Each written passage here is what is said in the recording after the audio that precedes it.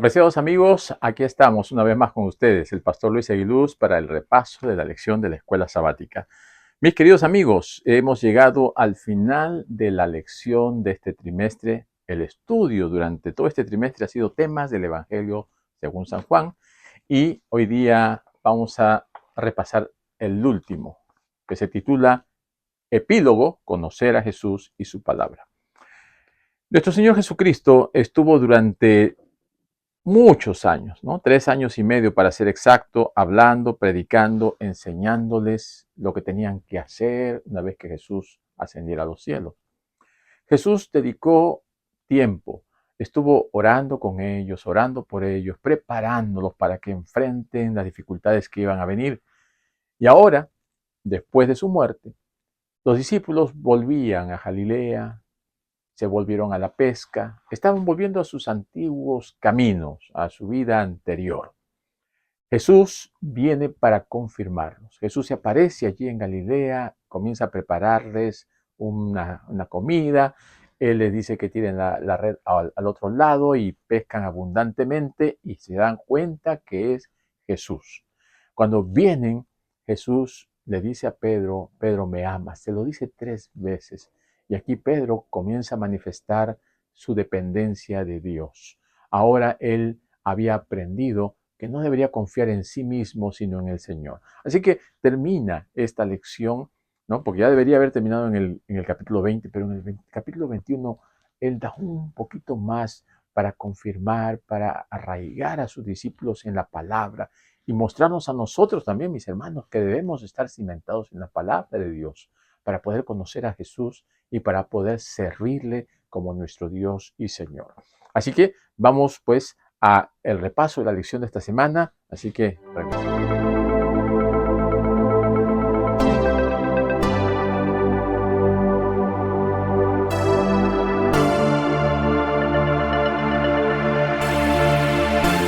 Amigos, les agradecemos a cada uno de ustedes por acompañarnos semana a semana. Durante todo este trimestre hemos sentido su apoyo y sabemos que el estudio de la palabra siempre viene con bendición. Queremos agradecer a todos aquellos que se han suscrito, que apoyan nuestro canal y también quisiéramos que, si todavía no lo has hecho, puedas hacerlo, puedas recibir estos videos cada semana. Queridos amigos, que el Señor siga bendiciendo sus vidas, que el Señor pueda llegar por medio de su Espíritu Santo a tocar sus corazones y hacer esa transformación que necesitamos. Muy bien, antes de continuar, voy a dejarle el versículo de memoria cantado de nuestro hermano Ezequiel y luego regresamos. Ustedes escudriñan las Escrituras, porque piensan que en ellas tienen la vida eterna. Ellas testifican de mí. Ustedes escudriñan las Escrituras, porque piensan que en ellas tienen la vida eterna. Ellas testifican de mí. Ustedes escudriñan las Escrituras, porque piensan que en ellas tienen la vida eterna. Ellas testifican de mí. Ellas testifican de mí. Ellas testifican de mí. Ellas testifican de mí. De mí. Queridos amigos, aquí estamos en el repaso de la lección 13, la última lección de este trimestre. Hemos estado analizando el libro de Juan, hemos visto algunos de los temas más importantes que él presenta a través de este evangelio. También hemos visto cómo el Señor se ha manifestado maravillosamente a través de los milagros y señales que hizo. Y de esta manera mostrando a todos que Él es el Cristo, el Hijo de Dios, el Mesías prometido. El versículo para esta semana se encuentra en Juan 5:39, que dice, escudriñad las Escrituras, porque a vosotros os parece que en ellas tenéis la vida eterna, y ellas son las que dan testimonio de mí. Este versículo es muy importante porque resalta el estudio de la Biblia como base para el conocimiento y la relación personal con Jesús. Escudriñar las Escrituras significa profundizar, significa sacar lecciones no solamente de la superficie, sino ir más al fondo, ¿no? Bucear, ¿no? No solamente nadar, sino bucear para descubrir tesoros maravillosos que están en la palabra de Dios. Y aquí pues vamos a ir encontrando enseñanzas relacionadas con Jesucristo, quien es el centro de la palabra de Dios, quien es el centro del mensaje y quien es el centro de la salvación. Jesús nos dice que debemos estudiar su palabra. Jesús nos encarga que llevemos su palabra y que prediquemos. Ahora, los discípulos tenían esta comisión tan importante de llevar el Evangelio, pero ellos habían estado entendiendo parcialmente. Una vez que experimentaron la crucifixión de Jesús y la resurrección, pudieron ellos tener una visión más plena, especialmente después de la aparición de Jesús a ellos y de cómo el Señor los confirmó para que pudiesen estar cimentados en la palabra. Y esto nos muestra que es importante estar echando raíces en la palabra de Dios. Si nosotros no buscamos, no encontramos, ni aprovechamos la palabra de Dios, no vamos a tener fundamento, no vamos a tener raíz, no vamos a estar firmes en la fe. Y van a venir vientos de doctrina, enseñanzas de hombres, filosofías humanas que nos van a desviar del camino correcto. Por eso nuestro Señor Jesucristo nos dice que debemos estudiar la Biblia, prestarle atención, estar conscientes de que la alimentación espiritual es lo más importante para un hijo de Dios. Entonces este epílogo nos lleva a un encuentro entre Jesús y sus discípulos en Galilea. Allí los discípulos, una vez que vuelven a su rutina anterior, vienen a pescar y aparece Jesús. Jesús viene para confirmarlos. Y una vez que Jesús está allí, después que ellos han vuelto a su oficio de la pesca, eh, Juan se da cuenta que el que les dijo que echen la red para el otro lado y después que comienzan a levantar esa carga abundante de los peces que habían sacado, entonces se da cuenta que es Jesús. Y Pedro inmediatamente se acerca a Jesús, se tira al agua y nada hasta donde está Jesús, porque ahora él reconoce que Jesucristo es Dios, ha resucitado. Él escucha que Jesús le dice, Pedro, ¿me amas? Y se lo dice 3 veces. Aquí lo que Jesús estaba queriendo hacer es reconfirmar a Pedro. Ya Pedro había aprendido. La lección anterior él había dicho, sí, Señor, yo te voy a defender, voy a morir por ti.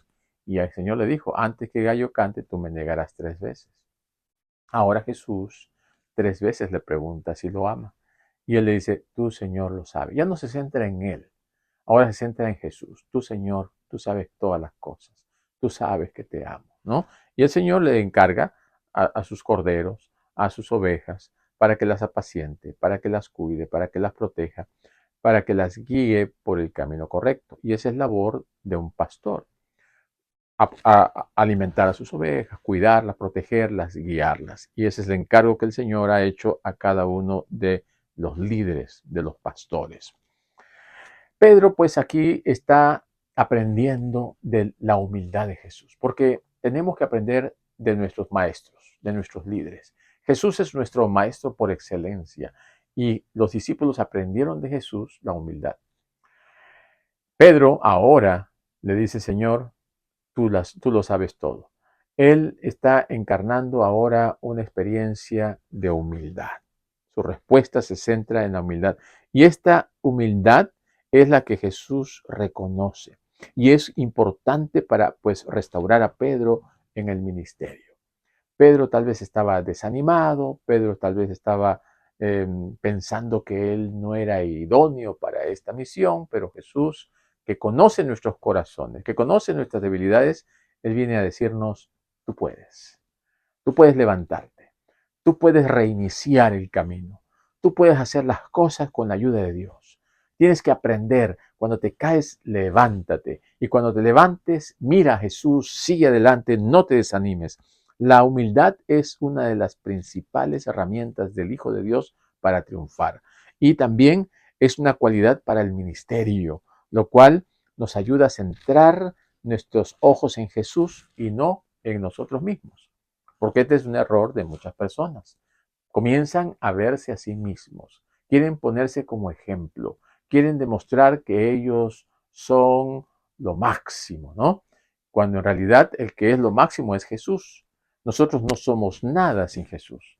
Si somos algo es por Él. Y si hemos llegado donde hemos llegado es por Él. Y si no reconocemos esto, entonces en nuestro corazón no hay humildad, ni no hay sencillez, ni mansedumbre. Hay que ver la experiencia de hombres y mujeres fieles a Dios para que nosotros podamos también seguir ese ejemplo maravilloso de transformación. Entonces Jesús comienza a caminar por la orilla del mar con Pedro, ¿no? Y Jesús le dice más o menos de qué muerte iba a morir cuando le dice, ahora tú eres llevado de aquí para allá, ¿no? Tú estás yendo por tu voluntad, pero llegará un momento en que te lleven, ¿no? Y le estaba diciendo más o menos de qué muerte iba a morir. Pero Pedro ve que atrás estaba Juan siguiéndoles.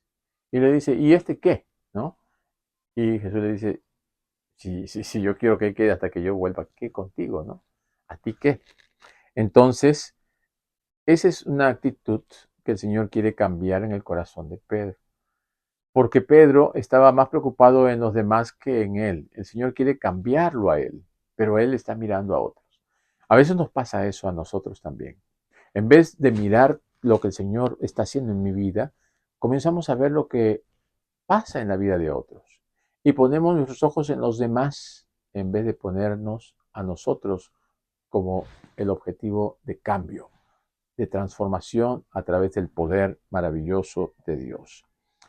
Mis queridos hermanos, muchos malinterpretaron esta expresión de Jesús y muchos pensaban que Jesús iba a venir antes de que muera Juan, ¿no? Pero lo que el Señor estaba queriendo decirles es que Él iba a hacer su obra transformadora en la vida de Juan y que iba a ser de esta manera un ejemplo.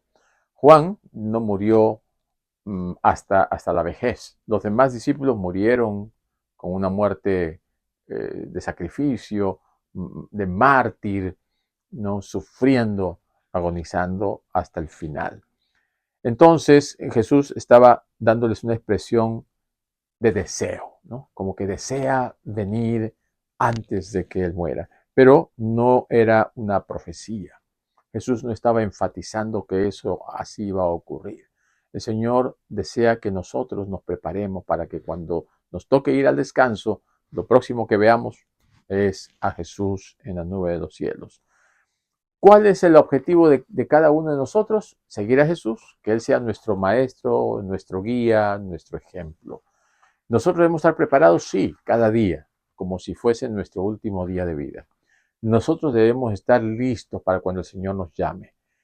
¿Y qué del otro? Y no importa del otro. Nosotros tenemos que preocuparnos por nuestra salvación. La salvación es personal. Una vez que nosotros estamos con Cristo, vamos a ser un ejemplo para los demás. Vamos a ser una influencia positiva para los demás.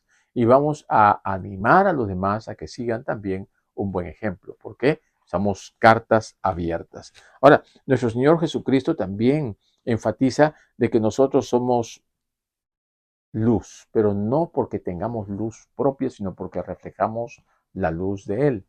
Jesucristo, desde ya el principio del Evangelio de Juan, se había mencionado que Él era la luz del mundo, que en Él estaba la vida y que era la luz de los hombres. Había venido un mundo de tinieblas para iluminar y para dar esa luz necesaria. La luz vino al mundo, pero amaron más las tinieblas. Entonces Jesús era la luz del mundo.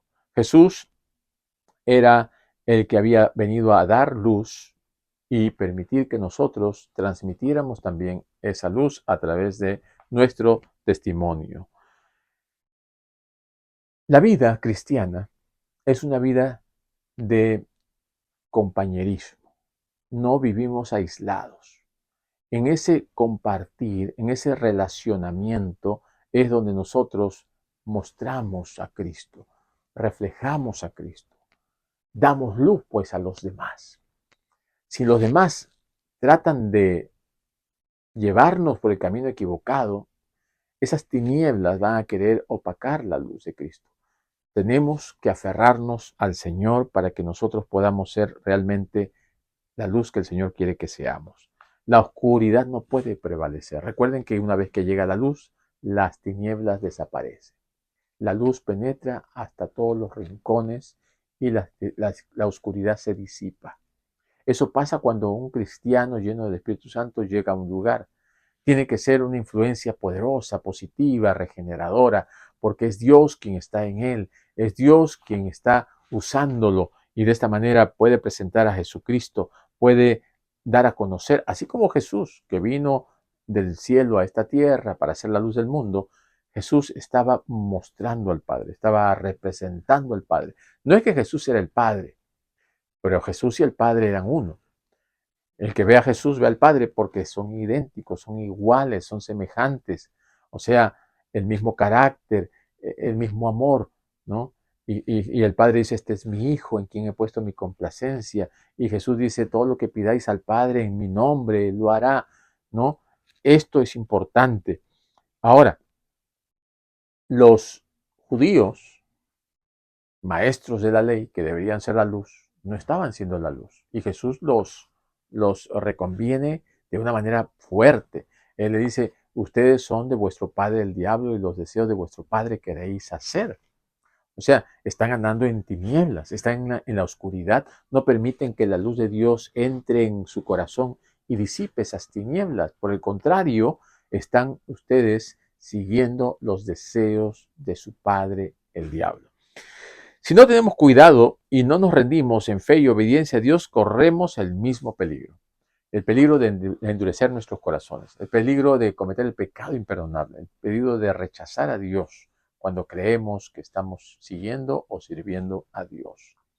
Aquí nos presenta en la lección esa teología de abajo y teología de arriba, ¿no? Que a veces queremos nosotros manipular, manejar a Dios a nuestro antojo, a nuestra manera. Señor, yo te sigo, pero si tú haces esto. Y le ponemos condiciones o le ponemos presión o queremos probarlo a Dios. Aquí nos presenta la experiencia del funcionario, ¿no? de ese hombre importante que vino a Jesús a decirle que su hijo estaba enfermo, estaba por morir. Esa teología de abajo es la teología que establece reglas y normas para Dios y su palabra. Esa teología en donde nuestra dependencia, ¿no?, de las cosas materiales nos hace enfocarnos a Dios desde una perspectiva inadecuada, incorrecta. Son ideas defectuosas, limitadas, subjetivas, ideas que tratan de imponer a Dios las cosas, ¿no? Pero hay otra teología que es la teología de arriba, esa teología que responde por fe, que responde creyendo primero en Dios y su palabra, que tiene ese deseo de que Dios obre primero, ¿no? No ver como Tomás, ver para creer, sino aquellos que, sí Señor, yo tengo fe, yo confío. Y es lo que pasó aquí con este hombre importante. Él quería ver señales, milagros, ¿no? Y Jesús aquí actúa de una manera sorprendente. Le dice, ve, tu hijo está sano. Y él se fue. Se fue con la seguridad de que Jesús lo había sanado. Y es una de las pocas veces que Jesús sana así a la distancia. Pero la palabra de Jesús tiene poder. Y el poder de Jesús se manifestó en la sanidad. Y él lo comprobó porque cuando vinieron a decirle que su hijo había sanado, le preguntó a qué hora, dijo a la séptima, ¿no? Y era justamente más o menos la hora que él había estado con Jesús y comprobó que Jesús tiene el poder. Cuando escuchamos la palabra de Dios, cuando la aceptamos con fe y no con esa teología baja de que yo quiero imponer las cosas o quiero que sean como yo quiero o a mi manera o a mi conveniencia, entonces manipulamos a Dios y eso no es correcto. Nuestra experiencia con Dios debe ser una experiencia de fe. una experiencia de creer lo que Él dice en su palabra. Y esta dinámica de oír y poner en práctica la palabra de Dios es una expresión de amor hacia Él. ¿Por qué? Porque eso lo vemos en los hijos, ¿verdad? Los niños confían en sus padres. Si el padre lo pone allí en un muro y le dice aviéntate, el hijo se avienta. ¿Por qué? Porque tiene confianza en que su padre lo va a recibir en los brazos de amor. Si el padre le dice a su hijo, come esto, el hijo lo va a comer, porque confía en que la comida que le está dando es para su bienestar, es saludable. Así que no tenemos que dudar de nuestro Dios. Al contrario, tenemos que creer en Él y estar seguros de que Él está a nuestro lado. Aquí en el Evangelio de Juan se presentan 7 señales y lo hemos ido estudiando a través de la lección. En una de las lecciones anteriores se habló y se mencionó estas 7 señales. La primera que estaba allí en Juan capítulo 2, que nos habla acerca de Jesús cuando estuvo en las bodas de Caná y convirtió el agua en vino. Fue la primera señal de las 7 que presenta el Evangelio de Juan. La segunda señal es la curación del hijo del noble en Caná, la que hemos visto ahora, en el capítulo 4 de Juan. Luego, la tercera es la curación de aquel paralítico que estaba inválido en la piscina de Betesda, ¿no? Que no podía ir porque no había quien lo lleve. Jesús hizo una señal maravillosa curando a este inválido allí en Betesda. Luego está la alimentación de los 5.000, ¿no? De los 5.000, sin contar mujeres y niños, que ocurrió ahí en Galilea y que está registrado en Juan capítulo 6. La quinta señal fue cuando Jesús caminó sobre el agua, allí en el mar de Galilea, que también está en el capítulo 6 de San Juan, capítulo 6, versículos 16 al 21. La sexta señal es la curación del hombre ciego del nacimiento en Jerusalén, Juan capítulo 9.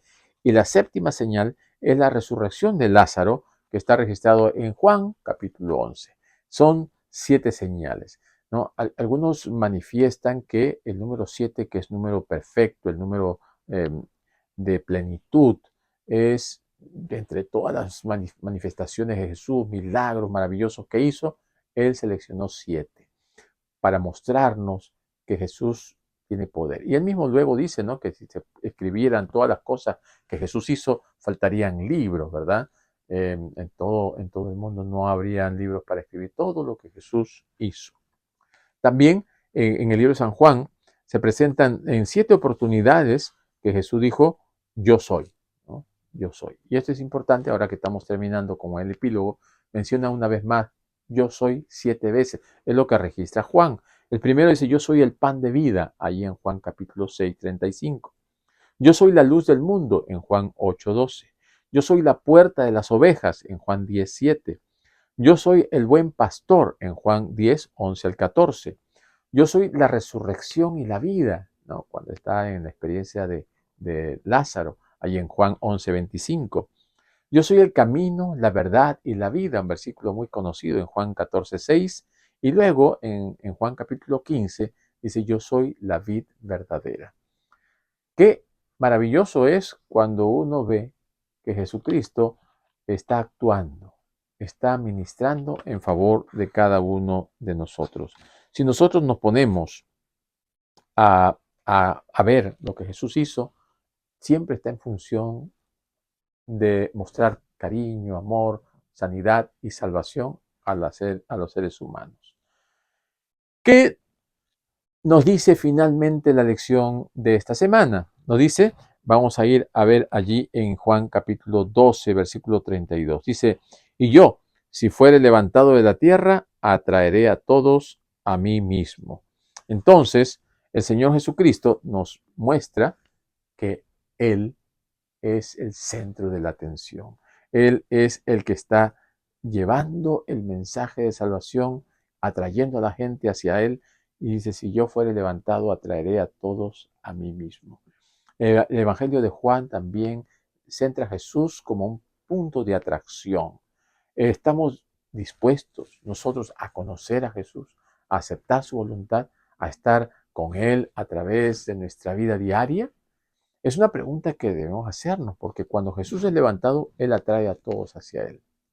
Y si no somos atraídos por Él, entonces somos atraídos por el mundo. Somos atraídos por nuestra naturaleza carnal, egoísta. Y eso es algo contra lo que tenemos que luchar cada día. El apóstol Pablo dijo, ya no vivo yo, ahora Cristo vive en mí. Y esto es lo que Juan aquí nos dice, debemos permanecer en Jesús. La teología desde abajo comienza con esa argumentación humana para determinar y examinar la existencia y la naturaleza de Dios, a través de conceptos humanos, a través de experimentación, a través de lo que ven mis ojos, a través de la racionalidad. Cuando muchas de las cosas que nosotros vemos tenemos que aceptarlas por fe. No podemos llevar a Dios a un laboratorio, no podemos llevar a Dios de que nos demuestre que un milagro, ¿no?, tiene una razón eh, así con pruebas. No se puede, porque un milagro ocurre una vez solamente. No se puede repetir como si fuese un procedimiento científico en el laboratorio, a través del cual se puede repetir constantemente, porque ese es un hecho natural, un hecho físico. Un milagro es un hecho sobrenatural, es un hecho espiritual. Así que la teología de abajo nos conduce por un mal camino, nos conduce inevitablemente al error, a estar viendo de manera distorsionada a Dios. Tenemos que buscar la teología de lo alto, esa teología que nos lleva a confiar en Dios, a poner nuestra fe en Él, a desarrollar nuestras capacidades espirituales a un nivel mayor. La deidad, ¿no?, el Padre, el Hijo y el Espíritu Santo están trabajando para atraernos. Ellos funcionan, dice la lección, son como imanes. Ellos nos atraen hacia Él. Pero debemos dejarnos atraer, no debemos resistirnos a ese amor, a esa manifestación del poder de Dios. El Espíritu Santo está trabajando para que las personas acepten a Jesús. Pero Satanás está trabajando para que las personas se alejen de Jesús. Esto se considera el gran conflicto cósmico, esta gran lucha entre el bien y el mal, entre Cristo y Satanás. ¿Quién va a triunfar al final? Cristo. Eso está asentado y eso está, de hecho, ya está puesto ya como un proyecto hacia el futuro. Cuando Cristo venga, va a ser el final de Satanás. Pero ahora es la gran lucha. Ya sabemos que Cristo va a triunfar, Satanás va a ser destruido, pero ahora la pelea es por la salvación de nuestras almas. Nosotros lo que estamos ahora en que nos salvamos o nos perdemos. Ahora es cuando nosotros tenemos que decidir a quién vamos a seguir. Si yo sé que Jesús va a triunfar y si yo me uno a Él, yo también voy a triunfar y voy a alcanzar la vida eterna. Yo sé que Satanás va a ser destruido, Satanás es el perdedor, y si yo no acepto a Jesús por defecto, estoy siguiendo a Satanás y voy a caer en la destrucción, en la perdición eterna. Mis queridos amigos, mis queridos hermanos, estamos ahora nosotros en un punto en el cual tenemos que tomar una decisión. Los discípulos estuvieron preparándose y al final pensaron que tenían que volver a su vida antigua. Y no era así. Jesús vino a confirmarlos. Jesús les dio una misión. Jesús les dijo, id y haced discípulos a todas las naciones. Bautícenlos en el nombre del Padre, del Hijo y del Espíritu Santo. Enséñenle las cosas que yo les he enseñado a ustedes. Ahora, esta misión que los discípulos recibieron, la han pasado de generación en generación a las personas para que ellos también lo hagan lo mismo. Nosotros hemos recibido y tenemos que compartir. Lo que hemos recibido tenemos que dar. Debemos decidir si queremos andar en la oscuridad o aceptar la luz de Jesucristo revelada en su palabra. Parte integral de la lección que hemos estudiado este trimestre es esa entrega personal de Jesucristo, el Hijo de Dios, el Redentor de la humanidad. Mediante el poder del Espíritu Santo, Dios el Padre ha manifestado esa profundidad de su amor, mediante su vida, mediante su muerte, mediante su resurrección. Esto es el resumen del plan de salvación, el amor de Dios manifestado en Jesucristo. Nuestra parte es aceptar a Jesús. Nuestra parte es unirnos a Él. Nuestra parte es permanecer en Él. Como dice Juan 15, dice, permaneced en mí y yo en vosotros. Si estamos unidos al Señor, vamos a llevar fruto. Si estamos unidos a la vid, vamos a crecer, vamos a desarrollarnos y vamos a tener fruto abundante. Mis queridos hermanos, al terminar esta lección, yo quiero animarles a que ustedes tomen la decisión de que cada día caminen del lado del Señor. Cada día reconsagren sus vidas a Él. Cada día den un paso más hacia adelante. Nuestra meta es alcanzar la estatura de Cristo. Nuestra meta es tener el carácter semejante al de Cristo y solamente lo vamos a lograr a través de la Escritura, a través de su palabra. El Señor dice, escudriñad las Escrituras. Hermanos, vayamos a la Biblia, vayamos a la palabra de Dios. Allí en Apocalipsis capítulo 1, versículo 3, aquí también nos dice el apóstol Juan que esta Biblia, esta revelación, el Apocalipsis, todo lo que tenemos aquí es la revelación de Jesucristo.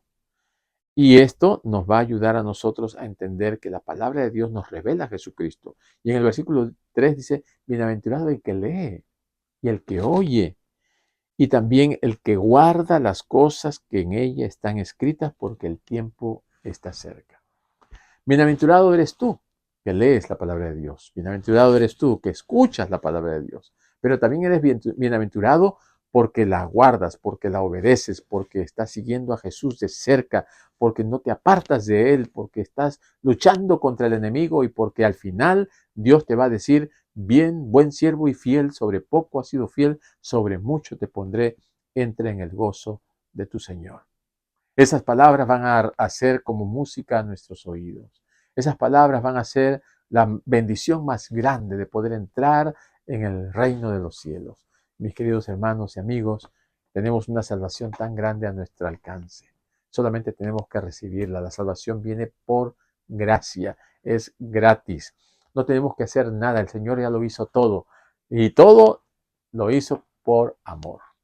Durante el trimestre hemos visto que Jesucristo es el centro del libro de Juan. Hemos visto que Jesucristo es el centro del plan de salvación. Y en el próximo trimestre iremos viendo más acerca de la justicia del Señor, del amor de Dios y de cómo el Señor está trabajando para que tú y yo podamos ser salvos. Que el Señor te bendiga y nos vemos la próxima.